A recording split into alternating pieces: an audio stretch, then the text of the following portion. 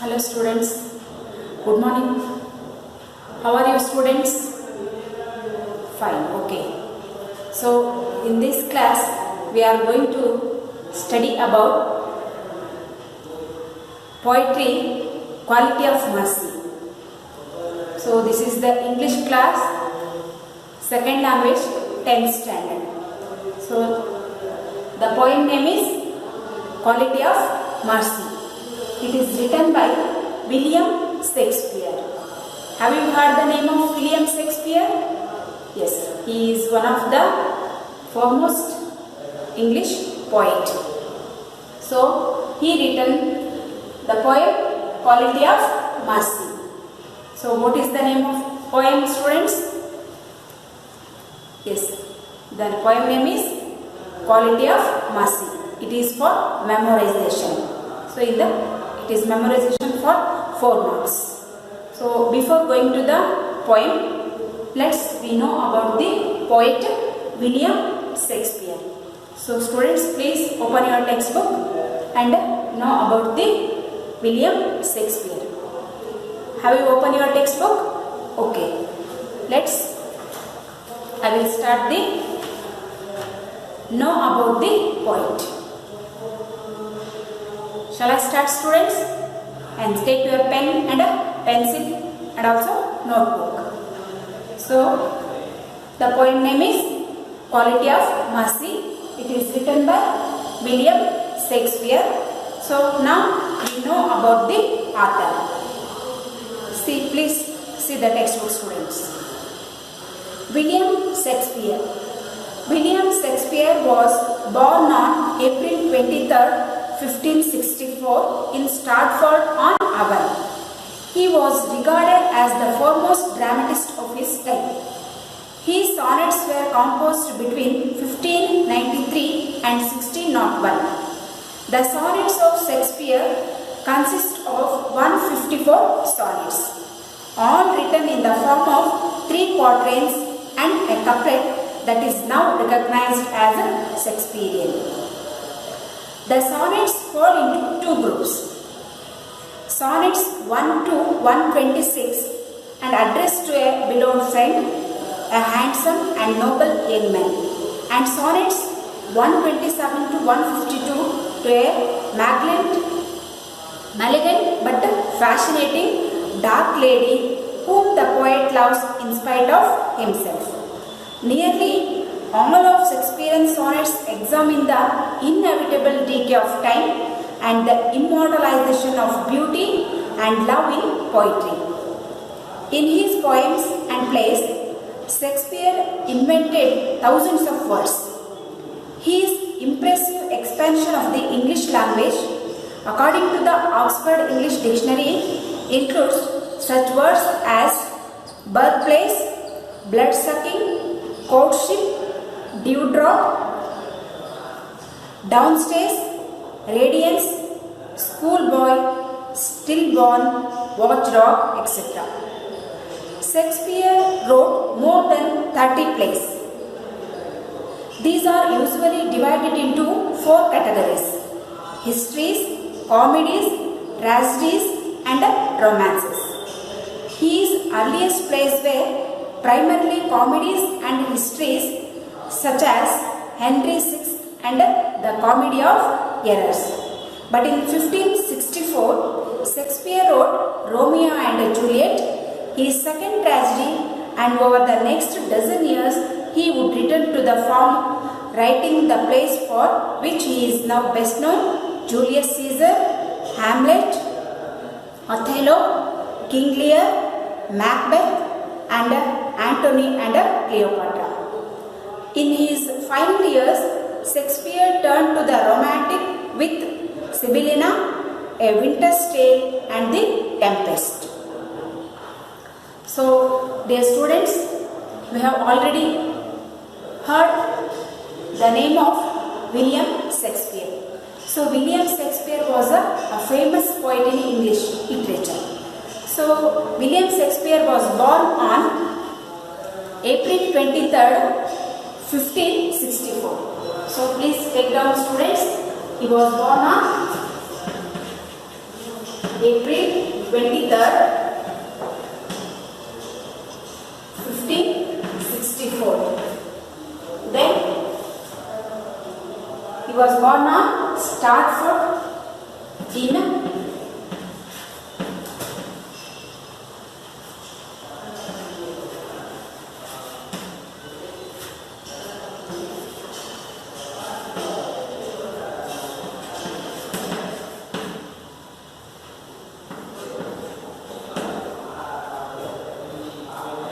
So he was born on April 23rd, 1564 and he was born in Stratford on Avon. He was regarded as the foremost dramatist of his time. So ಶೇಕ್ಸ್ಪಿಯರ್ನ ಕಾಲದಲ್ಲಿ ಈ William Shakespeare ಇದ್ದಾರಲ್ಲ ಅತ್ಯಂತ famous ಮತ್ತು popular ಆದಂತಹ poet ಆಗಿದ್ರು English ಲಿಟ್ರೇಚರಲ್ಲಿ. ಹಾಗಾದರೆ he's sonnets were composed between 1593 and 1601. So he has written sonnets. Already you know about what is the meaning of sonnets. Sonnets means the poem of 16 lines. 16 lines. So he has written sonnets also in the period of ಯಾವಾಗ ಬರೆದಿದ್ದಾರೆ ಅಂದರೆ ಅವರು 1593 and 1601. So ಈ ಪೀರಿಯಡಲ್ಲಿ ಅವರೇನೆಲ್ಲ ಬರೆದ್ರು, ಸಾನೆಟ್ಸ್ ಅನ್ನು ಬರೆದ್ರು. ಹಾಗಾದರೆ sonnets ಅಂದರೆ that is the poem of 16 lines. His sonnets were composed between 1593 to 1601. The sonnets of Shakespeare consist of 154 sonnets. ಹಾಗಾದರೆ ಎಷ್ಟು ಸಾನೆಟ್ಸ್ ಅನ್ನು ಬರೆದಿದ್ದಾರೆ? 154 ಸಾನೆಟ್ಸ್ ಅನ್ನು ಬರೆದಿದ್ದಾರೆ. ಆ 154 ಸಾನೆಟ್ಸ್ ಅಲ್ಲಿ all the written in the form of 3 quatrains and a couplet. So quatrains ಅನ್ನೋ ವರ್ಡನ್ನ ನೀವು ನೋಡ್ತಾ ಇದ್ದೀರಲ್ವಾ, ನೋಡಿ, written in the form of 3 quatrains and a couplet. Quatrains ಅಂದ್ರೆ that is the stanza of 4 lines. 4 lines ನ ಪೋಯಮ್ ಇದೆಯಲ್ಲ, 4 ಲೈನಿನ ಒಂದು ಸ್ಟಾಂಜಾ, ನುಡಿ ಅಂತ ಏನು ಕರೀತೇವಲ್ಲ, ಆ 4 ಲೈನಿನ ಒಂದು ನುಡಿಯನ್ನ ಅಥವಾ ಪದ್ಯದ ಒಂದು ಭಾಗವನ್ನು, a stanza of 4 lines having a alternative rhymes, ಅಂದರೆ ಆಲ್ಟರ್ನೇಟಿವ್ ರೈಮ್ಸ್ ಸ್ಕೀಮನ್ನು ಹೊಂದಿರುವಂತಹ ಒಂದು ಪದ್ಯದ ಸಾಲುಗಳನ್ನು ನಾವೇನು ಕರೀತೇವೆ ಅಂದರೆ ಕ್ವಾಟ್ರೈನ್ಸ್ ಅಂತ ಕರೀತೀವಿ. ಅವು ಎಲ್ಲಿರುತ್ತೆ? ಸಾನೆಟ್ಸಲ್ಲಿ ಇರುತ್ತೆ. ಆ್ಯಂಡ್ ಕಪ್ಲೆಟ್, ನೀವು ಪೋಯಮ್ಗಳಲ್ಲಿ ನೋಡ್ತೀರ, ಒಂದು 4 ಲೈನ್ ಪೋಯಮ್ ಇರುತ್ತೆ, ಮತ್ತೊಂದು 2 ಲೈನ್ ಪೋಯಮ್ ಇರುತ್ತೆ. ಕನ್ನಡದಲ್ಲಾಗಿರ್ಬೋದು, ಇಂಗ್ಲೀಷಲ್ಲಾಗಿರ್ಬೋದು, ನೀವು ನೋಡಿದ್ದೀರ. So 4 line poem that is called quatrains and 2 line poem is called that is next couplet ಅಂತ ಕರಿತೀವಿ. ದೆನ್ ಕಪ್ಲೆಟ್ ಅನ್ನೋ ವರ್ಡ್ ಇದೆ ಅಲ್ವಾ ಇಲ್ಲಿ. ಹಾಗಾದರೆ ಕ್ವಾಟ್ರೈನ್ ಅನ್ನೋ ಮೀನಿಂಗ್ ಗೊತ್ತೈತೆ ನಿಮಗೆ? Quatrain means that is the stanza of 4 lines and that is having a alternative rhyme scheme. So that is called quatrains. And next one is couplet. Couplet means that is the pair of lines. ನೋಡಿ, quatrains ಅಲ್ಲಿ ಏನಿರುತ್ತೆ?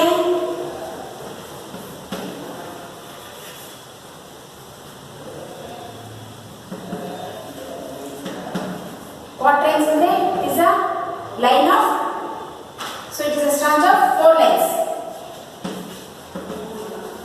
ಇದರಲ್ಲಿ ಏನಿರುತ್ತೆ? 4 lines ಇರುತ್ತೆ. But ಕಪ್ಲೆಟ್ ಅಲ್ಲಿ ಏನಿರುತ್ತೆ? Only 2 lines. ಹೌದಾ? So ನೀವು ನೆನ್ಪಿಟ್ಕೋಬೇಕಾಗಿರೋದು ಏನನ್ನ? ಕ್ವಾಟ್ರೈನ್ ಅಂದರೆ that is the 4 lines and couplet means it is the 2 lines. So ಈ 4 ಲೈನ್ಗಳು ಏನಾಗಿರುತ್ತೆ? ಬಂದಿರುತ್ತೆ. ಮತ್ತು 2 ಲೈನ್ಗಳು ಸೇಮ್ ಇರುತ್ತೆ. 2 ನೀವು ನೋಡ್ತೀರಾ ಇಲ್ಲಿ, ಒಂದು ಹೀಗೆ. ಸೊ ಇದು that is quatrains and only 2 lines ಇರುತ್ತೆ. ಸ್ವಲ್ಪ ಲಾಂಗ್ ಇರುತ್ತೆ. ಈ 4 ಲೈನ್ಗೆ ನೋಡಿದ್ರೆ ಈ 2 ಲೈನ್ಸ್ ಏನಾಗುತ್ತೆ? ಹೀಗೆ ಜಾಸ್ತಿ ಇರುತ್ತೆ. ಇದನ್ನ ನಾವು ಹೇಳಿದ್ರೆ it is couplet and it is quatrain. So it is a 4 lines and it is a 2 lines. So it is having a alternative rhyme scheme and it is rhyme scheme ಇರುತ್ತೆ ಅಷ್ಟೇ. But rhyme scheme ಏನಿರುತ್ತೆ? Alternative ಅಲ್ಲ, that is typical rhyme scheme ಇರುತ್ತೆ. So is it clear students? So that is quatrains and couplet. ಎಲ್ಲಿರುತ್ತೆ ಹಾಗಾದ್ರೆ? ಇದು sonnet ಅಲ್ಲಿ ಇರುತ್ತೆ. ಸಾನೆಟ್ ಅಂದರೆ ಎಷ್ಟು ಲೈನ್ ಇರುತ್ತೆ? ಸಾನೆಟ್ 16 ಲೈನ್ಸ್ ಇರುತ್ತೆ. ಆ 16 ಲೈನಿನ ಪೋಯಮ್ಗಳಲ್ಲಿ ಫಸ್ಟ್ 4 ಲೈನ್ಸ್ ಇರುತ್ತಲ್ಲ, ಅದನ್ನು ನಾವೇನು ಕರಿತೇವೆ? ಕ್ವಾಟ್ರೈನ್ಸ್ ಅಂತ ಕರಿತೇವೆ. ದೆನ್ ನೆಕ್ಸ್ಟ್ 2 ಲೈನ್ಸ್ ಇದೆಯಲ್ಲ, that is couplet. So then move on to the next. So 3 quatrains and a couplet that is now recognized as a Shakespearean. ಅದನ್ನ ಈಗ ಏನಂತ ಕರೀತಾ ಇದ್ದಾರೆ ಅಂದ್ರೆ Shakespearean sonnets ಅಂತ ಕರೀತಾ ಇದ್ದಾರೆ. The sonnets fall into 2 groups. ಹಾಗಾದ್ರೆ ಇವರು ಬರೆದಿರುವಂತಹ 154 sonnets ಗಳನ್ನ 2 ಗ್ರೂಪ್ಗಳಲ್ಲಿ ಮಾಡಲಾಗಿದೆ. 2 ಗ್ರೂಪ್ಸ್ ಅಲ್ಲಿ ಬರೆದಿದ್ದಾರೆ. 2 ಗ್ರೂಪ್ ಮಾಡಲಾಗಿದೆ. ಹಾಗಾದ್ರೆ ಯಾವ ರೀತಿ ಮಾಡಿದ್ದಾರೆ ಅಂದ್ರೆ from 1 to 126 ಟೋಟಲ್ ಎಷ್ಟಿದೆ 154 ಇದೆ ಅಲ್ವಾ. ಸೊ ಆ 154 ಅಲ್ಲಿ 1 to 126 ಈ ಸಾನೆಟ್ಸ್ ಗಳಲ್ಲಿ 1 to 126 ಒಂದು, ನೆಕ್ಸ್ಟ್ 127 to ಉಳಿದಂತಹ 152. ಸೊ ಈ ರೀತಿ ಈ ತರ ಸಾನೆಟ್ಸ್ ಗಳನ್ನ ಏನ್ ಮಾಡಲಾಗಿದೆ 2 ಪಾರ್ಟ್ ಅಲ್ಲಿ ಮಾಡಲಾಗಿದೆ. 1 to 126 one part and 127 to 152 ಇದೆಯಲ್ಲ that is one part. So the sonnets fall into 2 groups. Sonnets 1 to 126 addressed to a beloved friend, a handsome and a noble young man, and next 120 to 152 sonnets ಇದೆಯಲ್ಲ that is called a elegant but fascinating dark lady whom the poet loves in spite of himself. So ಫಸ್ಟಿನ ಭಾಗಗಳನ್ನ ಯಾರಿಗೆ ಮಾಡಲಾಗಿದೆ ಅಥವಾ ಯಾರನ್ನ refer ಮಾಡಿ ಬರೆಯಲಾಗಿದೆ ಅಂದರೆ ಯಾರನ್ನ ಉದ್ದೇಶಿಸಿ ಬರೆಯಲಾಗಿದೆ ಅಂದರೆ beloved friend, handsome and noble young men. ಯಾವುದನ್ನ from 1 to 126 they are referred to the beloved friend and handsome and noble men. ಅವರುಗಳನ್ನ ರೆಫರ್ ಮಾಡಿ ಬರೆದಂಥವುಗಳನ್ನ 1 to 126 ಒನ್ ಪಾರ್ಟ್ ಮಾಡಲಾಗಿದೆ.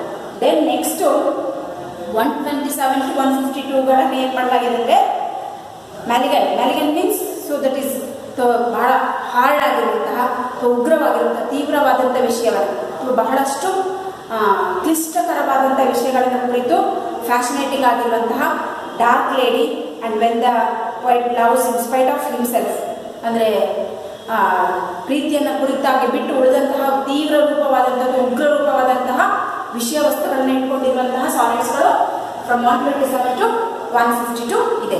ಸೊ ನೀವು ನೆಕ್ಸ್ಟ್ ಹೈಯರ್ ಎಜುಕೇಷನ್ ಮಾಡಬೇಕಾದ್ರೆ ಏನಾದರೂ ಇಂಗ್ಲೀಷ್ ಲಿಟ್ರೇಚರ್ ತಗೊಂಡ್ರಿದ್ರೆ ಇವುಗಳ ಬಗ್ಗೆ ನೀವೇನು ಮಾಡ್ತೀರಾ ಡೀಟೇಲ್ ಆಗಿ ಸ್ಟಡಿ ಮಾಡ್ತೀರಾ. ಜಸ್ಟ್ ಈಗ ನೀವು 2 ಪಾರ್ಟ್ಸ್ ಅಂತ ತಿಳ್ಕೊಂಡ್ರೆ ಸಾಕು. Then nearly all of Shakespeare's sonnets examine the inevitable decay of time.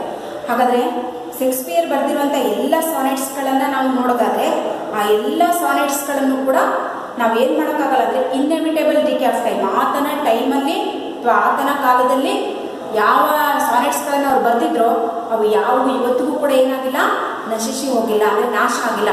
ಇವತ್ತಿಗೂ ಕೂಡ ಅದೇನಾಗಿದೆ, ಇನ್ನು ಪ್ರೆಸೆಂಟಲ್ಲಿ ಈಗಲೂ ಕೂಡ ಏನಾಗಿದೆ ಅಂದರೆ ಇವತ್ತಿಗೂ ಪ್ರಚಲಿತವಾಗಿರುವಂಥದ್ದೇ ಆಗಿದೆ. ಸೊ ಎಕ್ಸಾಮಿಂದ ಇನ್ನೆವಿಟೇಬಲ್ ಅಂದರೆ ಯಾವುದನ್ನು ಅವಾಯ್ಡ್ ಮಾಡೋಂಗೇ ಇಲ್ಲ. ಸೊ ಈ ಸಾನೆಟ್ಸ್ ಚೆನ್ನಾಗಿಲ್ಲ, ಅದಿಲ್ಲ, ಆ ಥರ ಯಾವುದನ್ನು we can't avoid it. So that is inevitable means unavoidable, ಯಾವುದನ್ನು ಅವಾಯ್ಡ್ ಮಾಡೋ ಹಾಗಿಲ್ಲ. ಆತನ ಕಾಲದಲ್ಲಿ ಬರೆದಿದ್ದಂಥ ಎಲ್ಲವುಗಳು ಕೂಡ ಸಾನೆಟ್ಸ್ಗಳು ಇವತ್ತಿಗೂ ಕೂಡ ಪ್ರಸ್ತುತ ಆಗಿದೆ. So that is inevitable decay of time and the immortalisation of beauty and love in poetry. So ಅವುಗಳಲ್ಲಿ ಏನಿದೆ ಅಂದರೆ beauty and love in poetry. ಎಲ್ಲ ಪೊಯಿಮ್ಗಳಲ್ಲಿ ಬ್ಯೂಟಿಯನ್ನು ಕುರಿತಾಗಿ, ಕಂಪ್ಯಾಷನನ್ನು ಕುರಿತಾಗಿ, ಲವನ್ನು ಕುರಿತಾಗಿ, ಅಥವಾ ಒಂದು ಇಂಟಿಮೇಟ್ ಒಂದು ಮರ್ಸಿಯನ್ನು ಅಥವಾ ಕಂಪ್ಯಾಷನನ್ನು ಅಥವಾ ಒಂದು ರೀತಿಯಾದಂತಹ ಅನುಕಂಪವನ್ನು ಕುರಿತಾಗಿರುವಂತಹ ಮತ್ತು ಸೌಂದರ್ಯವನ್ನು ಕುರಿತಾಗಿರುವಂತಹ ಪೊಯಮ್ಗಳು ಇವತ್ತಿಗೂ ಕೂಡ ಏನಾಗಿದೆ ಅಂದರೆ ಇಮ್ಮೋರ್ಟಲೈಸ್ಡ್ ಅಂದರೆ ಅವರು ಇಲ್ಲದೇ ಇದ್ದರೂ ಅವುಗಳು ಇವತ್ತಿಗೂ ಕೂಡ ಏನಾಗಿದೆ, ಅಮರವಾಗಿದೆ ಅಂತ ಹೇಳೋದನ್ನು ನಾವೇನು ಹೇಳ್ತಿರ್ತೇವೆ ಅಂದರೆ ಶಾಶ್ವತ ಆಗಿದೆ, ಅದು ಪರ್ಮನೆಂಟ್ ಆಗಿ ಇವತ್ತಿಗೂ ಉಳ್ಕೊಂಡಿದೆ. ಅಂದರೆ ದೇ ಆರ್ ನಾಟ್ ಟೆಂಪ್ರವರಿ ಅಲ್ಲ ಅನ್ನೋದನ್ನು ಇಮ್ಮೋರ್ಟಲೈಸ್ ಅಂತ ಹೇಳ್ತೇವೆ. Immortalisation of beauty and love in poetry. So ಹಾಗಾದರೆ ನೆಕ್ಸ್ಟ್ ನೋಡಿ, in his poems and plays, Shakespeare invented thousands of words. His impressive expansion of the English language, according to the Oxford English Dictionary, includes such words as birthplace, blood-sucking, courtship, dewdrop, downstairs, radiance, schoolboy, still Born, watch dog etcetera. ಹಾಗಾದರೆ Shakespeare ಅವರು ಈ ಒಂದು Oxford English dictionary ಅಂತ ಕೇಳ್ತಿರಲ್ವ ನೀವು. So Oxford ಡಿಕ್ಷನರಿಗೆ ತಮ್ಮದೇ ಆದಂಥ ಒಂದು ಕೊಡುಗೆಯನ್ನು ಕೊಟ್ಟಿದ್ದಾರೆ. ಯಾವುದ್ರ ಮುಖಾಂತರ ಅಂದರೆ ತಾವು ಬರೆದಂತಹ ಪೊಯಮ್ಸ್ಗಳಲ್ಲಿ, ಪ್ಲೇಸ್ಗಳಲ್ಲಿ, ಅಂದರೆ ಕವಿತೆ ಮತ್ತು ನಾಟಕಗಳಲ್ಲಿ, ಪ್ಲೇಸ್ ಅಂದರೆ ನಾಟಕ. So in is poems and place Shakespeare ಅವರು ಬರೆದಂತಹ ಕವಿತೆಗಳಲ್ಲಿ ಮತ್ತು ನಾಟಕಗಳಲ್ಲಿ ಏನು ಮಾಡಿದ್ದಾರೆ ಅಂದರೆ Shakespeare invented thousands of words, ಅಂದರೆ ಹೊಸ ಹೊಸ ವರ್ಡ್ಸ್ಗಳನ್ನು ಏನು ಮಾಡಿದ್ದಾರೆ. he was invented so many words, like 1000 words, more than thousands of words. ಅಂದರೆ ಇಂಗ್ಲೀಷ್ ಸಾಹಿತ್ಯಕ್ಕೆ, ಇಂಗ್ಲೀಷ್ ಲಿಟ್ರೇಚರ್ಗೆ ಅನೇಕ ವರ್ಡ್ಸ್ಗಳನ್ನು ಕಾಂಟ್ರಿಬ್ಯೂಟ್ ಮಾಡಿದ್ದಾರೆ. ಹೇಗೆ ಕಾಂಟ್ರಿಬ್ಯೂಟ್ ಮಾಡಿದ್ದಾರೆ? ಅವರು ಬರೆದಿರುವಂತಹ ಪ್ಲೇಸ್ಗಳಲ್ಲಿ, ಪೋಯಮ್ಗಳಲ್ಲಿ ಆ ವರ್ಡ್ಸ್ಗಳನ್ನು ಯೂಸ್ ಮಾಡಿದ್ದಾರೆ. ಹಾಗಾದರೆ ಅಂತಹ ಕೆಲವೊಂದು ವರ್ಡ್ಸ್ಗಳು ಯಾವುದಪ್ಪ ಅಂದರೆ is impressive expansion of English language, ಅಂದರೆ ಅವುಗಳನ್ನು ಇಂಗ್ಲೀಷ್ ಲ್ಯಾಂಗ್ವೇಜ್ಗೆ ಅವರು ಕಾಂಟ್ರಿಬ್ಯೂಟ್ ಮಾಡಿದ್ದಾರೆ, ಕೊಡುಗೆಯಾಗಿ ನೀಡಿದ್ದಾರೆ.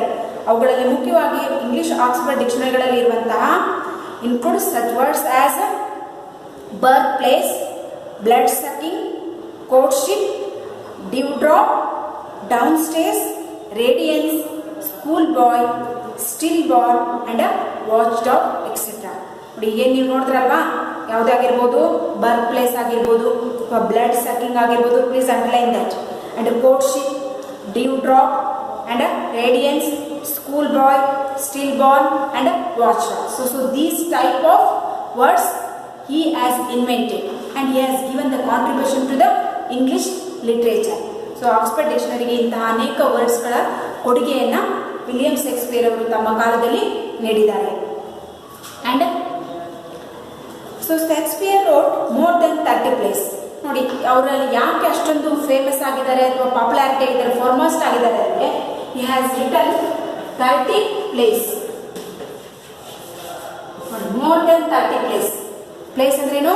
ಡ್ರಾಮಾಸ್. 30ಕ್ಕೂ ಹೆಚ್ಚು ನಾಟಕಗಳನ್ನು ಅವರು ತಮ್ಮ ಒಂದು ಕೊಡುಗೆಯಾಗಿ ಇಂಗ್ಲಿಷ್ ಲಿಟ್ರೇಚರಿಗೆ ಕೊಟ್ಟಿದ್ದಾರೆ. ಹಾಗಾದರೆ ಆ 30 ನಾಟಕಗಳು ಯಾವ ರೀತಿಯಾದಂತಹ ನಾಟಕಗಳನ್ನು ಅವರು ಬರೆದಿದ್ದಾರೆ ಅಂದರೆ these are usually divided into 4 categories. ಹಾಗಾದರೆ ಅವರು ಬರೆದಿರುವಂತಹ ಈ 30 ಪ್ಲೇಸ್ಗಳನ್ನು ನಾವು 4 ಕ್ಯಾಟಗರಿಗಳಾಗಿ 4 ಭಾಗಗಳಾಗಿ ಏನು ಮಾಡ್ಬೋದು, ಡಿವೈಡ್ ಮಾಡ್ಬೋದು. So divided into 4 categories: histories, comedies, tragedies and ರೊಮ್ಯಾನ್ಸಸ್. ನೋಡಿ ಇವರು ಬರೆದಿರುವಂತಹ 30 ಪ್ಲೇಸ್ಗಳನ್ನು ನಾವು 4 ಕ್ಯಾಟಗರೀಸ್ ಆಗಿ ಮಾಡಿದಾಗ ಯಾವ್ಯಾವ ಕ್ಯಾಟಗರಿಗೆ ಅವರು ಬರೆದಿರುವಂತಹ ನಾವೆಲ್ಸ್ಗಳಾಗಲಿ ಅಥವಾ ಡ್ರಾಮಾಗಳಾಗಲಿ ಸಲ್ಲುತ್ತೆ ಅಥವಾ ಸೇರುತ್ತೆ ಅನ್ನೋದಾದರೆ, ಫಸ್ಟ್ನೇದು ಹಿಸ್ಟ್ರೀಸ್. ಹಿಸ್ಟ್ರೀಸ್ ಅಂದರೆ ಐತಿಹಾಸಿಕವನ್ನು ಕುರಿತಾಗಿ, ಐತಿಹಾಸಿಕ ಕಾದಂಬರಿಗಳು ಅಥವಾ ಐತಿಹಾಸಿಕ ನಾಟಕಗಳು ಅಂತ ನಾವು ಕೃಷ್ಣದೇವರಾಯನ ನಾಟಕ ಇದೆಯಲ್ಲ, ಅದನ್ನು ಕೃಷ್ಣದೇವರಾಯ ಫಿಲಮ್ ನೋಡಿದಿರಲ್ಲ ನೀವು, ಅದು ಯಾವ ರೀತಿಯಾದಂತಹ ಒಂದು ಲಿಟ್ರೇಚರ್ ಆಗಿದೆ, ದಟ್ ಈಸ್ ಹಿಸ್ಟಾರಿಕಲ್ ನಾವೆಲ್ ಅಂತ ಕರಿತೀವಿ. ಅಂದರೆ ಐತಿಹಾಸಿಕಕ್ಕೆ ಸಂಬಂಧಪಟ್ಟಂತಹ ಒಂದು ಕಾದಂಬರಿ ಅಂತ ಕರಿತೀವಲ್ವಾ, ಹಾಗೆ ಹಿಸ್ಟ್ರೀಸ್ ಅಂದ್ರೇನು, ಐತಿಹಾಸಿಕವಾಗಿ ಇರುವಂತಹ ಒಂದು ಕಥಾವಸ್ತುವನ್ನು ನಾವೇನು ಕರಿತೇವೆ, ಹಿಸ್ಟ್ರೀಸ್ ಅಂತ ಕರಿತೇವೆ. And comedies. ಕಾಮಿಡೀಸ್ ಅಂದರೆ ಹಾಸ್ಯ, ಹೌದಾ? Comedy means one who wrote comedy, that is called laughing. ಅದರಲ್ಲಿ ಏನು ಒಂದು ಕಾಮಿಡಿಯನ್ನು ಕುರಿತಾಗಿರುವಂತಹ the story ends with happiness. The story ends with happiness, that is called comedy ಅಂತ ಕರಿತೀವಿ. ಟ್ರಾಜಿಡಿ ಅಂದರೆ the story ends with sorrow, ದುಃಖದಿಂದ ಕೂಡಿದ್ರೆ ಅದನ್ನು ನಾವೇನು ಕರಿತೇವೆ, ಟ್ರಾಜಿಡಿ ಅಂತ ಕರಿತೇವಲ್ವಾ. ಹಾಗಾದರೆ ಕಾಮಿಡಿನ ವರ್ಡನ್ನು ಕೇಳಿದಿರಲಿ. ಕಾಮಿಡಿಯನ್ನು ಬರೆದಿದ್ದಾರೆ ಅಂದರೆ ಅವರು ಬರೆದಿರುವಂತಹ ಎಲ್ಲ ನಾಟಕಗಳನ್ನು ಡಿವೈಡ್ ಮಾಡಿದಾಗ ಅವು ಯಾವ್ಯಾವ ರೀತಿಯ ಒಂದು ಕ್ಷೇತ್ರಕ್ಕೆ ಸೇರುತ್ತೆ ಅಂದರೆ, ಒಂದು ಹಿಸ್ಟ್ರೀಸ್ಗೆ, ಮತ್ತೊಂದು ಕಾಮಿಡೀಸ್ಗೆ, ಹಾಸ್ಯವನ್ನು ಕುರಿತಾಗಿಯೂ ಬರೆದಿದ್ದಾರೆ. ಆ್ಯಂಡ್ ಟ್ರಾಜಿಡೀಸ್, ದುಃಖಾಂತ ನಾಟಕಗಳು, ಸುಖಾಂತ ನಾಟಕಗಳು, ದುಃಖಾಂತ ನಾಟಕಗಳು. ಸುಖ ಅಂತಂದರೆ ಕಾಮಿಡಿ, ದುಃಖ ಅಂತಂದರೆ ದಟ್ ಎಂಡ್ಸ್ ವಿತ್ ಸಾರೋಸ್. ಯಾವ ಕತೆ ಎಂಟಾಗುತ್ತಲ್ವಾ ಆ ಕೊನೆ ಸಾರೋದಿಂದ ಕೂಡಿದ್ರೆ, ದುಃಖದಿಂದ ಕೂಡಿದ್ರೆ ಅಥವಾ ಭಾಳ ಮಿಸರಬಲ್ ಆಗಿ ಅಂದರೆ ಒಂದು ದುಃಖಾಂತವನ್ನು ಕಂಡ್ರೆ ನಾವೇನು ಕರಿತೇವೆ, ಅದಕ್ಕೆ ಟ್ರಾಜಿಡಿ ಅಂತ ಕರಿತೇವೆ.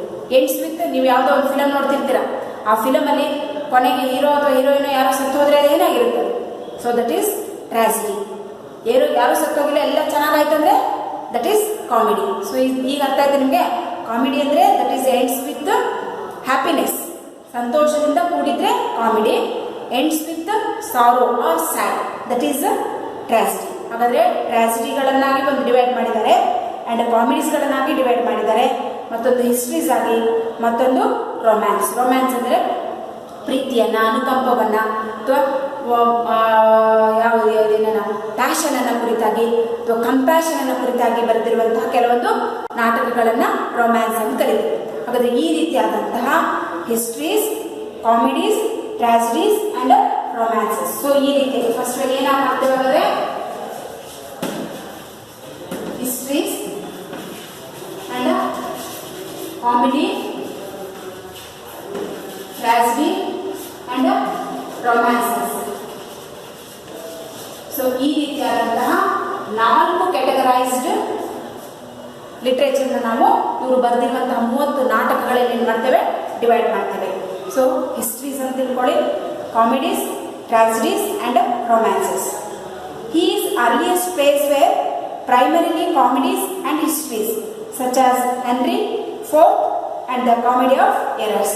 ಹಾಗಾದರೆ ಇವರು ಬರೆದಿರುವಂತಹ ಮೊದಲಿನ ನಾಟಕಗಳಲ್ಲಿ ಅಥವಾ ಮೊದಲು ಬರೆದಿರುವಂಥ ಡ್ರಾಮಾಸ್ಗಳಲ್ಲಿ ಫಸ್ಟ್ ಏನನ್ನು ಒಳಗೊಂಡಿತ್ತಂದರೆ ಹೀಸ್ ಅರ್ಲಿಯೆಸ್ಟ್ ಪ್ಲೇಸ್ ವೇ. ಹಾಗಾದರೆ ಮೊದಲು ಬರೆದಿರುವಂತಹ ಫಸ್ಟಿಗೆ ಏನು ಸ್ಟಾರ್ಟಿಂಗ್ ಬರೀತಿದ್ರಲ್ವ, ಆ ಸ್ಟಾರ್ಟಿಂಗ್ ಬರೆದಿರುವಂತಹ ನಾಟಕಗಳಲ್ಲಿ ಅವರು ಕಾಮಿಡಿಯನ್ನು ಮತ್ತು ಹಿಸ್ಟ್ರಿಯನ್ನು, ಐತಿಹಾಸಿಕವಾಗಿ ಮತ್ತು ಹಾಸ್ಯಗಳನ್ನು ಕುರಿತಾಗಿರುವಂತಹ ನಾಟಕಗಳನ್ನು ಬರೆದರು. ಹಾಗಾದರೆ ಆ ಬರೆದಿರುವಂತಹ ನಾಟಕಗಳಲ್ಲಿ ಯಾವುದಂದರೆ ಹೆನ್ರಿ ಸಿಕ್ಸ್ತ್ ರಾಜ, ಹೌದಾ? ಆ ರಾಜನ ಕುರಿತಾಗಿರುವಂತಹ ಐತಿಹಾಸಿಕ ಘಟನೆಗಳನ್ನು ನಾಟಕಗಳಲ್ಲಿ ಬರೀತಾ ಹೋದರು. ಸೊ ದಟ್ ಈಸ್ ಹಿಸ್ಟಾರಿಕಲ್ ನಾವೆಲ್ ಅಥವಾ historical drama, that is henry sixth. And the comedy of errors. So it is a comedy, ಅಂದರೆ ಹಿಸ್ಟ್ರಿಗೂ ಮತ್ತು ಕಾಮಿಡಿಗೂ ಸಂಬಂಧಪಟ್ಟಂಥ ಕೆಲವು ನಾಟಕಗಳನ್ನು ಮೊದಲು ಏನು ಬರೀಬೇಕಾದ್ರೆ ಅವರು ಬರೆದರು. Then but in 1956 Shakespeare wrote Romeo and Juliet. So ಅದರ ನಂತರ ಅಂದರೆ 1596ನ ನಂತರ ಅವ್ರು ಏನು ಮಾಡಿದ್ರು ಅಂದರೆ ಅನೇಕ ಬೇರೆ ಕ್ಯಾಟಗರಿಗೆ ಸೇರಿದಂತಹ ಕೃತಿಗಳನ್ನು ಬರೆದರು. ಅದರಲ್ಲಿ ಮುಖ್ಯವಾಗಿ Romeo and Juliet and his second tragedy and over the next dozen years. ನೋಡಿ, ರೋಮಿಯೋ ಆ್ಯಂಡ್ ಜೂಲಿಯಟ್ ಇದರ ಇಟ್ ಇಸ್ ಅ ಟ್ರಾಜಿಡಿ, ಅಂದರೆ ಇದು ಎಂಡ್ಸ್ ವಿತ್ ಸಾರೋದಿಂದ ಕೂಡಿರುವಂತಹ ಒಂದು ಕತೆ, that is Romeo and Juliet. ಆ ರೋಮಿಯೋ ಆ್ಯಂಡ್ ಜೂಲಿಯಟ್ ಬರೆದಾದ್ಮೇಲೆ 12 ವರ್ಷಗಳಾದಮೇಲೆ ನೋಡಿ, ಓವರ್ ನೆಕ್ಸ್ಟ್ ಡಜನ್ ಇಯರ್ಸ್ ಅಂದರೆ ಡಜನ್ ಅಂದರೆ ಎಷ್ಟು? Dozen means 12. ಅವಾಗ 12 ವರ್ಷದ ನಂತರ return to the form of writing the place for which he is known for best known. ಹಾಗಾದರೆ ಆಮೇಲೆ ಬೆಸ್ಟ್ ನೋನ್ ಅನ್ನುವಂಥ ಅನೇಕ ಪ್ಲೇಸ್ಗಳನ್ನು, ನಾಟಕಗಳನ್ನು ಇಂಗ್ಲೀಷ್ ಲಿಟ್ರೇಚರ್ಗೆ ಕಾಂಟ್ರಿಬ್ಯೂಟ್ ಮಾಡಿದ್ದಾರೆ. ಅವುಗಳಲ್ಲಿ ಮುಖ್ಯವಾಗಿ Julius Caesar, Hamlet, Othello, King Lear, Macbeth and Antonio and Cleopatra. So these are the important works of William Shakespeare. So see here students, or you see the picture. So this is the picture of William Shakespeare. So he has written more than 30 plays. So in this 30 plays, so important works are, see the pictures. So please remember these things. So they are Julius Caesar, Hamlet, ಕಾಣಿಸ್ತಾ ಇದೆ ಅಲ್ವ ನಿಮಗೆ? ಅದರ ಮುಖಪುಟ ಕಾಣಿಸ್ತಾ ಇದೆ, ಆ ಬುಕ್ಕಿನ front page ಕಾಣ್ತಾ ಇದೆ ಅಲ್ವ ನಿಮಗೆ? Julius Caesar,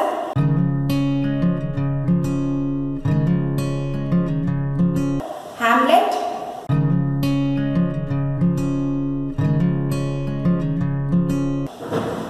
ಅಥೆಲೋ,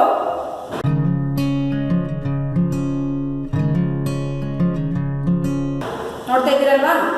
so Othello, King Lear, Macbeth and Antony and Cleopatra. So these are the important works of William Shakespeare.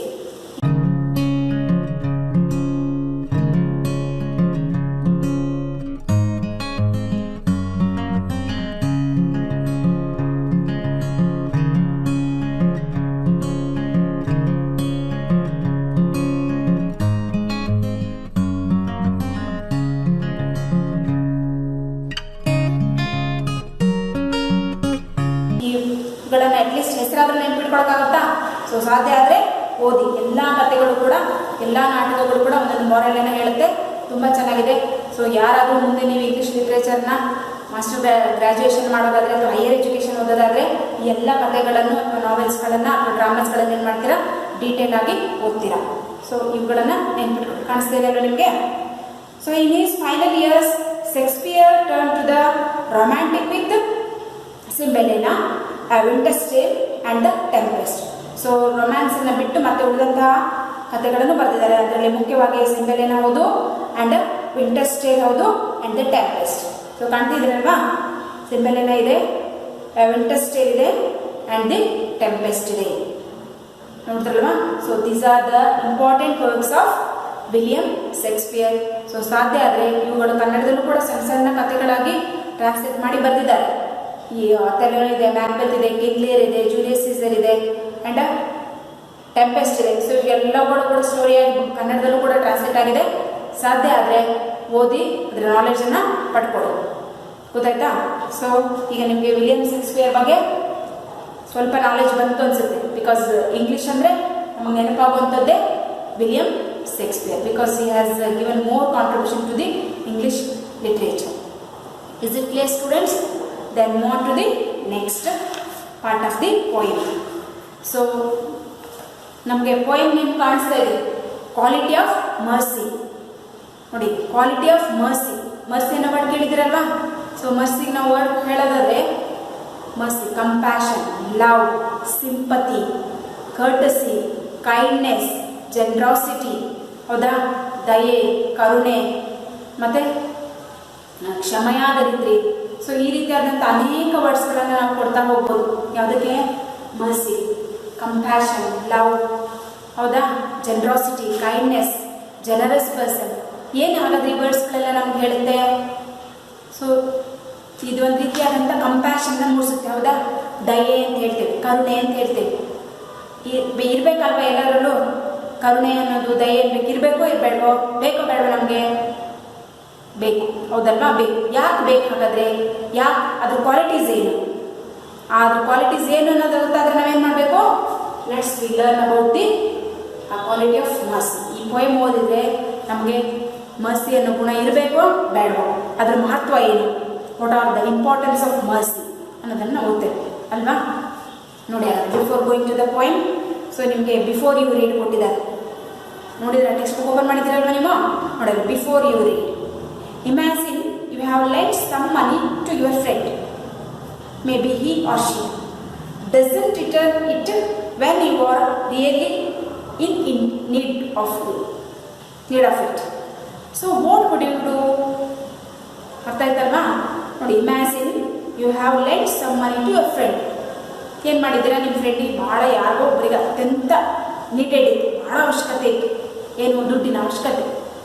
ಆವಾಗ ಅವ್ರು ಕೇಳ್ತಾರೆ ಅಲ್ವಾ, ನನಗೆ ಸ್ವಲ್ಪ ಅಮೌಂಟಿನ ಅವಶ್ಯಕತೆ ಇದೆ, ಒಂದು ಸ್ವಲ್ಪ ಟೈಮಲ್ಲಿ ಕೊಡ್ತೇವೆ ಅಂತ. ವಾಪಸ್ ನೀವು ಕೇಳಿದಾಗ ಯಾರಿಗಾದರೂ ಅಮೌಂಟ್ ಕೊಟ್ಟಿರ್ತೀರಲ್ವಾ, because they are in that condition. ಆ ಸಿಚುವೇಷನಲ್ಲಿದ್ದಾಗ ಯಾರಾದರೂ ನಿಮ್ಮನ್ನು ಕೇಳಿದರೆ ನಾವು ಅಮೌಂಟ್ ಕೊಟ್ಟಿದ್ದೆ ತಾನೆ, ಸೊ ಕೊಟ್ಟಿದ್ವಿ. ಆಮೇಲೆ ಶಿ ಆರ್ ಹಿ, ಯಾರಿಗೋ ಅವರಿಗೋ ಅವಳಿಗೋ ಕೊಟ್ಟಿರ್ತೇವಲ್ವಾ, doesn't return it when you are really in need of it. ನೋಡಿ, ಅವರು ಇವತ್ತು ಇಸ್ಕೊಂಡು ಹೋಗಿರ್ತಾರೆ, ಒಂದು ವೀಕ್ ಬಿಟ್ಕೊಡ್ತೇನೆ ಅಥವಾ ಒಂದು ಮಂತ್ ಬಿಟ್ಕೊಡ್ತೇನೆ ಅಂತ ಹೇಳಿರ್ತಾರೆ. ಅದಕ್ಕಿಂತ ಮುಂಚೆನೇ ನಮಗೆ ಅತ್ಯಂತ ಅವಶ್ಯಕತೆ ಇರುತ್ತೆ. ನಾವು ಕೊಟ್ಟಿರೋ ದುಡ್ಡು ಅವರಿಗಿಂತ ನಮಗೇನಾಗಿರುತ್ತೆ, ಅತ್ಯಂತ ಅವಶ್ಯಕತೆ ಇರುತ್ತೆ. ಬಟ್ ದೇ ಡಸಂಟ್ ಗಿವ್, ಅವರಿಗೆ ಕೊಡೋಕ್ಕೇನಾಗಲ್ಲ, ಆಗಿರಲ್ಲ. ಯಾವಾಗ? ಇನ್ ಟೈಮಲ್ಲಿ, ನಮಗೆ ಬೇಕಾದಾಗ, ಹೌದಾ. They doesn't return it when you are really in need. ನಮಗೆ ಅಥವಾ ನಿಮಗೆ ಯಾವಾಗ ಅದರ ಅವಶ್ಯಕತೆ ಇರುತ್ತೋ ಆ ಅವಶ್ಯಕತೆಯ ಟೈಮಲ್ಲಿ ಅವರು ಆ ಅಮೌಂಟನ್ನು ನಿಮಗೇನು ಮಾಡೋಕ್ಕಾಗಲ್ಲ, ರಿಟರ್ನ್ ಮಾಡೋಕ್ಕಾಗಲ್ಲ. ಸೊ ಇಂಥ ಸಿಚುವೇಷನನ್ನು ನಾವು ಭಾಳಷ್ಟು ಫೇಸ್ ಮಾಡಿರ್ತೇವಲ್ವಾ. Then what would you do? ಅವಾಗ ನೀವೇನು ಮಾಡ್ತೀರಾ? ನಿಮಗೆ ಅವಶ್ಯಕತೆ ಇದ್ದಾಗ ನಿಮ್ಮ ಫ್ರೆಂಡ್ ನಿಮಗೆ ಅಮೌಂಟನ್ನು ಕೊಟ್ಟಿಲ್ಲ, ನೀವು ಭಾಳ ನಿಮಗೆ ಅದರ ಅವಶ್ಯಕತೆ ಇದೆ, ಕೊಟ್ಟಿಲ್ಲ ಅಂದರೆ ನೀವೇನು ಮಾಡ್ತೀರಾ? ಫೈಟಿಂಗ್ ಆಡ್ತೀರಾ, ಒಬ್ರಿಗೊಬ್ರು ಕಿತ್ತಾಡ್ತೀರಾ, ಏನು ಮಾಡ್ತೀರಾ? ಅವ್ರ ಕಷ್ಟ ನಿಮ್ಮ ಎದುರಿಗೆ ಹೇಳ್ತಾರೆ, ನಿಮ್ಮ ಕಷ್ಟ ಅವ್ರ ಎದುರಿಗೆ ಹೇಳ್ತಾರೆ.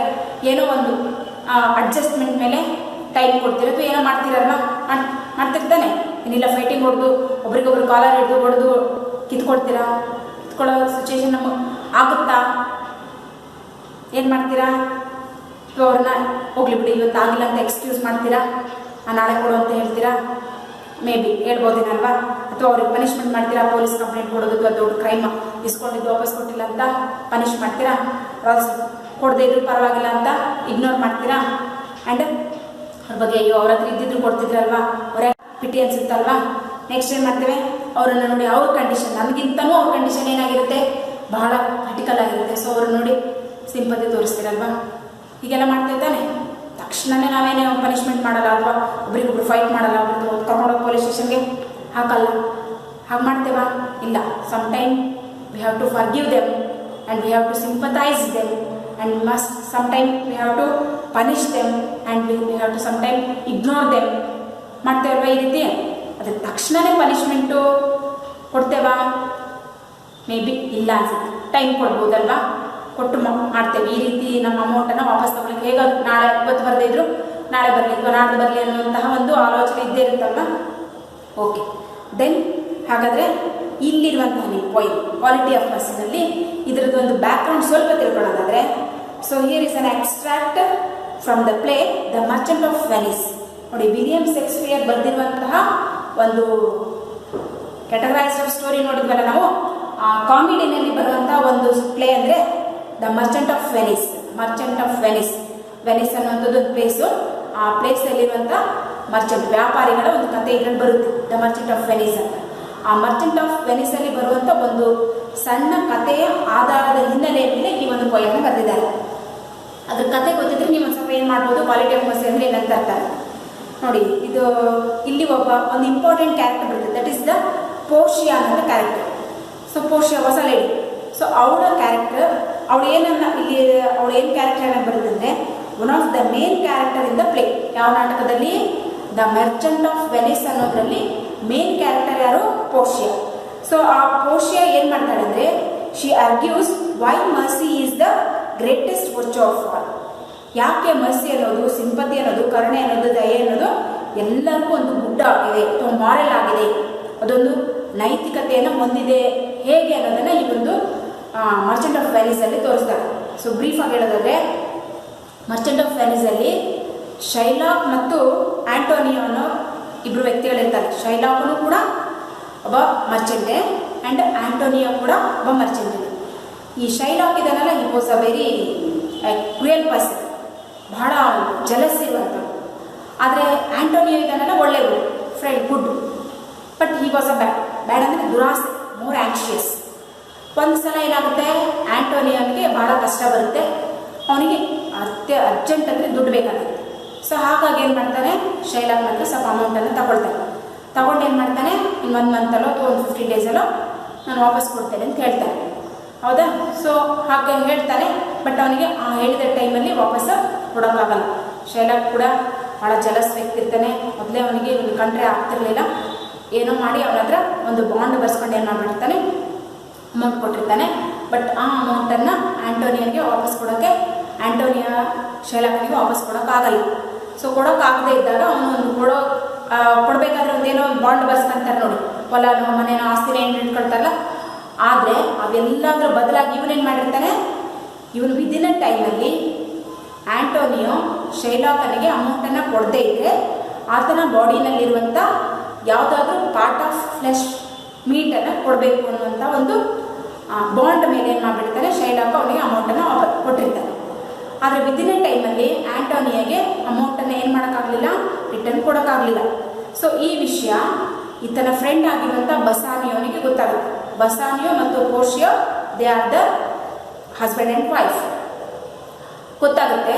ಬಸಾನಿಯೋನಿಗೆ ಗೊತ್ತಾದಾಗ ಹೇಗೆ ಮಾಡೋದು, ಇದನ್ನ ಅಮೌಂಟ್ ತೀರಿಸಲೇಬೇಕಲ್ಲ, ಇದ್ದಿದ್ರೆ ಶೈಲಾಕ್ ಮೊದಲೇ ಕೆಟ್ಟ ವ್ಯಕ್ತಿ, ಅವನೇನು ಮಾಂಸ ತಗೊಳ್ಳೋದಕ್ಕೂ ಹಿಂದೆ ಮುಂದೆ ನೋಡೋದಿಲ್ಲ ಅಂತ ಅಂದ್ಕೊಂಡು ವಿಷಯನ ಬಸಾನಿಯನಿಗೆ ಹೇಳಿದಾಗ ಬಸಾನಿಯೋ ಕೂಡ ಆತನ ಹೆಂಡತಿಯಾಗಿರುವಂಥ ಪೋರ್ಷಿಯಾನಿಗೆ ಹೇಳ್ತಾನೆ. ಪೋರ್ಷಿಯಾ ಆವಾಗ ಇದನ್ನ ಯೋಚನೆ ಮಾಡಿ ತಾನೇ ಡ್ಯೂಕ್ ವೇಷದಲ್ಲಿ, ಆವಾಗೆಲ್ಲ ಲೇಡೀಸ್ದೆಲ್ಲ ಒಂದು 4 ಗೋಡೆಗೆ ಸೀಮಿತ ಆಗಿದ್ದಂಥ ಪೀರಿಯಡ್ ಅದು. ಆದರೆ ಅವಳೇ ಡ್ಯೂಕ್ ವೇಷದಲ್ಲಿ, ಲಾಯರ್ ವೇಷದಲ್ಲಿ ಏನು ಮಾಡ್ತಾಳೆ, ಈ ಒಂದು ತೀರ್ಮಾನವನ್ನು ಮಾಡ್ತಾಳೆ. ಅವಳು ಡ್ಯೂಕ್ ವೇಷನ ಹಾಕೊಂಡ್ಬಂದು ಪೋರ್ಷಿಯಾ ಬಸಾನಿಯ ನಿಂತಿಯಾಗಿರುವಂಥ ಪೋರ್ಷಿ ಏನು ಮಾಡ್ತಾಳೆ, ಶೈಲಾಕಗೂ ಮತ್ತು ಆ್ಯಂಟನಿಗೂ ಒಂದು ಜಡ್ಜ್ಮೆಂಟನ್ನು ಕೊಡ್ತಾಳೆ.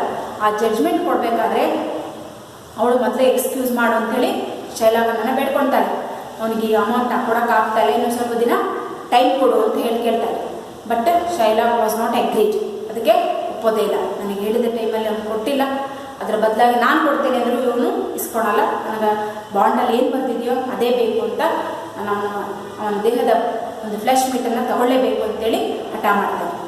ಆವಾಗ ಜಾಣೆ ಆಗಿರುವಂತಹ ವಾಯ್ಸ್ ಪರ್ಸನ್ ಆಗಿರುವಂತಹ ಪೋರ್ಷಿ ಏನು ಮಾಡ್ತಾಳೆ, ಬುದ್ಧಿವಂತಿಕೆಯಿಂದ ಈ ಒಂದು ಕ್ರೈಮನ್ನು ಏನು ಮಾಡ್ತಾಳೆ, ಬಗೆಹರಿಸ್ತಾಳೆ. ಆಯಿತು, ಶೈಲಾಕನ ಹೇಳ್ತಾಳೆ, ನಿನ್ನ ಪ್ರಕಾರ ನೀನು ಬಾಂಡಲ್ಲಿ ಏನು ಬರ್ತಿದೆಯೋ ಹಾಗೆ ಮಾಡ್ತೀಯಾ ಅಥವಾ ನೀನು ಎಕ್ಸ್ಕ್ಯೂಸ್ ಕೊಡಲ್ವಾ ಅಂತ ಕೇಳಿದ್ವಿ. ಇಲ್ಲ ಅಂತ ಹೇಳಿದ ತಕ್ಷಣ ಒಂದ್ಸಗೆ ಆ ಬಾಂಡನ್ನು ಒಂದು ಸಲ ಬಿಟ್ಟು 2 ಸಲ ಬಿಟ್ಟು 3 ಸಲ ಓದಿಸ್ತಾಳೆ. ಆ ಬಾಂಡಲ್ಲಿ ಏನು ಬರೆದಿತ್ತು, ಆಂಟೋನಿಯನ ಪಾರ್ಟಿನ ದೇಹದ ಭಾಗದ ಫ್ಲೆಶ್ ಮೀಟನ್ನು ತೆಗೆದುಕೊಳ್ಳುವುದು. ಯಾವಾಗ when he was not return his amount, ಯಾವಾಗ ಅವನ ಅಮೌಂಟನ್ನು ಹಿಂದಿರಿಸಲ್ವೋ ಆವಾಗ ಅವನು ಅದನ್ನು ತಗೋಬಹುದು ಅನ್ನೋದು ಬರೆದಿತ್ತು. ಸೊ 1 ಸಲ 2 ಸಲ 3 ಸಲ ಓದಿಸಿದ್ವಿ. ಹಾಗಾದರೆ ನೀನು ಟೈಮ್ ಕೊಡೋದಿಲ್ಲ ಮತ್ತು ನಾವು ಕೊಟ್ಟ ಅಮೌಂಟನ್ನು ತಗೊಳ್ಳೋಣ ಅನ್ನೋದಾದರೆ ನೀನು ಆ ಬಾಂಡ್ ಪ್ರಕಾರನೇ ನಡ್ಕೊಳ್ತೀಯಾ ಅಂತ ಕೇಳಿದ್ವಿ. ಆಯಿತು, ಶೈಲಾಕನಿಗೆ ಅದೇ ಬೇಕಿತ್ತಲ್ವ, ಆಯಿತು ನನ್ನ ಬಾಂಡ್ ಪ್ರಕಾರನೇ ನಡ್ಕೊಳ್ತೇನೆ ಅಂತ ಹೇಳಿ. ಹಾಗಾದರೆ ಒನ್ಸ್ ಅಗೇನ್ ನೋಡೋ, ಅದರಲ್ಲಿರೋದನ್ನು ಓದಿದ್ಯಾ? ಆ ಬಾಂಡ್ ಪ್ರಕಾರ ಏನಿದೆ, just he has taken only the flesh meat of his body, ಹೌದಾ? But a single drop of blood is not fallen into the ground. ಆ ಬಾಡಿನಲ್ಲಿ ಫ್ಲೆಶ್ ಮೀಟನ್ನು ತೆಗಿಬೇಕಾದ್ರೆ ಆ ಬಾಡಿನಲ್ಲಿರುವಂಥ ಒಂದು ಸಿಂಗಲ್ ಡ್ರಾಪ್ ರಕ್ತನೂ ಕೂಡ ಏನಾಗಬಾರ್ದು, ಬ್ಲಡ್ ಕೆಳಗಡೆ ಬೀಳಬಾರ್ದು. ಯಾರ ಕಂಡೀಷನ್ ಇದು? ಪೋರ್ಷಿಯನ condition. Is it possible to taken the flesh meat without a blood? Silly ಅಲ್ವಾ? ಅದಕ್ಕೆ ಅವಳು ಜಾಣಿ ಹೇಳಿದ್ರು, ಆಯಿತು ನೀನೇನು ಮಾಡು, ನಿನ್ನ ಬಾಂಡ್ ಪ್ರಕಾರ ಆಂಟೋನಿಯನ ಬಾಡಿಯಿಂದ ನೀನು ಮೀಟನ್ನು ತಗೋ, ಆದರೆ ಆ ಬಾಡಿನಿಂದ ಮೀಟನ್ನು ತಗೋಬೇಕಾದ್ರೆ, ಫ್ಲೆಶನ್ನು ತಗೋಬೇಕಾದ್ರೆ ಒಂದು ಸಿಂಗಲ್ ಡ್ರಾಪ್ ಕೂಡ ಬ್ಲಡ್ ಏನಾಗಬಾರ್ದು, ಕೆಳಗಡೆ ಬೀಳಬಾರ್ದು. ಅದು ಕೆಳಗಡೆ ಬಿದ್ದರೆ ಅವನೇನು ಮಾಡಿದಾರೆ, ಅಪರಾಧಿ ಆಗ್ತಾನಲ್ವಾ? ಸೊ ಈ ರೀತಿ ನೀನು ಮಾಡಿ ತಗೊಳ್ಳೋದಾದರೆ ಅವನ ಮೀಟನ್ನು ತಗೋ ಅಂತ ಹೇಳಿದ್ದು. ಆವಾಗ ರಿಯಲೈಸ್ ಆಗುತ್ತೆ ಶೈಲಾಕನಿಗೆ, ಓ ಇದು ಸಾಧ್ಯ ಇಲ್ಲ. ಆವಾಗ ಅವನು ಬೇಡ್ಕೊಳ್ತಾನೆ, ಎಕ್ಸ್ಕ್ಯೂಸ್ ಕೇಳ್ತಾನೆ. ಫಸ್ಟೇ ಕೇಳ್ಕೊಂಡಿದ್ದು, ಅವಳು ಹೇಳಿದ ಮಾತಿಗೆ ಒಪ್ಕೊಂಡಿದ್ರೆ ಅವನು ದುಡ್ಡು ಸಿಕ್ಕೋರಿಗೆ ಅವನು ಕ್ಷಮೆಗೆ ಅರ್ಹನಾಗ್ತಿದ್ದ. ಆದರೆ ಅಷ್ಟೆಲ್ಲ ಕೇಳ್ಕೊಂಡು ಅವನು ಒಪ್ಪದೇನೆ ಈಗ ನನಗೆ ಬಿಟ್ಟೇ ಬೇಕು ಅಂದಾಗ, ಈ ರೀತಿ ಕಂಡೀಷನ್ ಹಾಕಿದಾಗ ಅದು ಸಾಧ್ಯ ಇಲ್ಲ ಅಂತ ಗೊತ್ತಾದಾಗ ಅವನು ತನ್ನ ಆಸ್ತಿಯನ್ನು ಕಳ್ಕೊಳ್ತಾನೆ ಮತ್ತು ಪನಿಷ್ಮೆಂಟನ್ನು ಕೂಡ ಆಗಬೇಕಾಗುತ್ತೆ, ಹೌದಲ್ವಾ? ಅದ್ರ ಬದಲು ಮೊದಲೇ ಅವನು ಎಕ್ಸ್ಕ್ಯೂಸ್ ಕೊಟ್ಟು ಅವನಿಗೆ ಟೈಮ್ ತಗೊಂಡು ದುಡ್ಡನ್ನು ವಾಪಸ್ ಇಸ್ಕೊಂಡಿದ್ರೆ ದುಡ್ಡಾದ್ರೂ ಬರೋದಲ್ವಾ? ಗೊತ್ತಾಗುತ್ತಾನೆ. ಹಾಗಾದ್ರೆ ಇದು ಎಷ್ಟು ಮಸಿ ಅನ್ನೋದು ಹೇಗಿದೆ ಅನ್ನೋದು ಗೊತ್ತಾಗುತ್ತಲ್ವಾ? ಸೊ ಅದರ ಆಧಾರದ ಮೇಲೆ ಮಸಿ ಅನ್ನೋದು ಹೇಗಿದೆ ಅನ್ನೋದನ್ನು ಈ ಒಂದು ಮರ್ಚೆಂಟ್ ಆಫ್ ವೆನಿಸಲ್ಲಿ ಇರುವಂತಹ ಒಂದು ಸಣ್ಣ ನಾಟಕದ ಒಂದು ಪಾರ್ಟನ್ನು ಇಲ್ಲಿ ಏನು ಮಾಡಿದ್ದಾರೆ, ಕ್ವಾಲಿಟಿ ಆಫ್ ಮಸಿಯಾಗಿ ಇಟ್ಟಿದ್ದಾರೆ. ಸೊ ಇದು ದೊಡ್ಡ story. The Merchant of Venice ಇಷ್ಟೆಲ್ಲ just I have given only the summary of the only 6 to 7 lines summary of the drama I will take it. So ನೀವು ಓದಿ, ಮುಂದೆ ಎಲ್ಲಾದರೂ ಓದೋಕ್ಕೆ ಚಾನ್ಸ್ ಸಿಕ್ಕರೆ ಓದಿ. ಹಾಗಾದರೆ Portia is one of the main character of in this play and she argues why mercy is the greatest virtue of all. ನೋಡಿ, ಎಲ್ಲ ಈ ಒಂದು ಕ್ವಾಲಿಟಿಗಳಲ್ಲಿ ಮರ್ಸಿ ಅನ್ನುವಂಥದ್ದು ಎಷ್ಟು ಗುಡ್ ಕ್ವಾಲಿಟಿ ಆಗಿದೆ ಅನ್ನೋದಕ್ಕೆ ಈ ಒಂದು ನಾಟಕದ ಹಿನ್ನೆಲೆಯ ಮೇಲೆ ಈ ಒಂದು ಪೋಯಮನ್ನು ಬರೀತಾರೆ. So shall I read it students? So ನೋಡ್ಕೊಳ್ಳಿ, quality of mercy, William Shakespeare. The quality of mercy is not strained, it dropped as the gentle rain from heaven upon the place beneath. It is twice blessed, it blessed him that gives and him that takes. It is mightiest in the mightiest it becomes. The throned monarch better than his crown, his scepter shows the force of temporal power, the attribute to awe and majesty, wherein doth sit the dread and fear of kings, but mercy is above the scepter's wing. It is enthroned in the heart of kings, it is an attribute to God himself, and earthly power doth then show likest cause when mercy sees justice.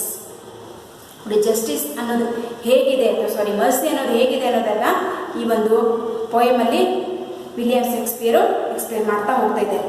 Once again I will read it and listen carefully. The quality of mercy is not strange. It dropped as the gentle rain from heaven upon the place beneath. It is twice blessed. It blessed him that gives and him that takes. It is mightiest in the mightiest. It becomes the throned monarch better than his crown. His scepter shows the force of temporal power, the attribute to awe and majesty, wherein doth sit the dread and fear of kings. But mercy is above this scepter's sway. It is enthroned in the heart of kings. It is an attribute to God himself, and earthly power doth then show likest God's when mercy sees a justice. So ಈ ಪೋಯಮು ನಿಮಗೆ memorisation ಇದೆ. So ನೀಟಾಗಿ ಓದಿ ಇದನ್ನ ಕಲ್ತ್ಕೊಳ್ರಿ. Next ಕ್ಲಾಸಲ್ಲಿ ಈ ಪೋಯಮಿನ ಎಕ್ಸ್ಪ್ಲನೇಷನನ್ನು ಮತ್ತು ಮೀನಿಂಗನ್ನು ನೋಡೋಣ. ಸೊ ಓದಿ, ಒಂದ್ಸಲ ಬಿಟ್ಟು 2 ಸಲ ಬಿಟ್ಟು 3 ಸಲ ಈ ಪೋಯಮನ್ನು ಚೆನ್ನಾಗಿ ಓದಿ. ಆ್ಯಂಡ್ ವಿಲಿಯಂ ಶೇಕ್ಸ್ಪಿಯರ್ ಬಗ್ಗೆ ತಿಳ್ಕೊಳ್ಳಿ. ನೆಕ್ಸ್ಟ್ ಕ್ಲಾಸಲ್ಲಿ ಇದರ ಎಕ್ಸ್ಪ್ಲನೇಷನನ್ನು ನೋಡೋಣ. ಓಕೆನಾ students? Okay, thank you students. Will meet on the next class.